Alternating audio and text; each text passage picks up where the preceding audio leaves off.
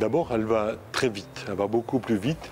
Elle est toujours à considérer avec l'équité et l'éthique du médecin radiologue qui ne doit pas se laisser dépasser, surpasser par l'intelligence artificielle.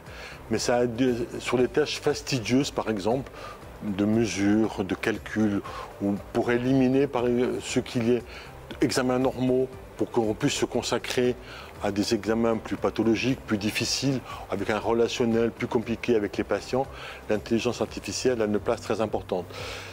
Il y a aussi le fait que l'intelligence artificielle, elle est la même à 10 h du matin, à 4 h de l'après-midi et à 3 h du matin. Donc elle n'est pas fatiguée, elle va très vite.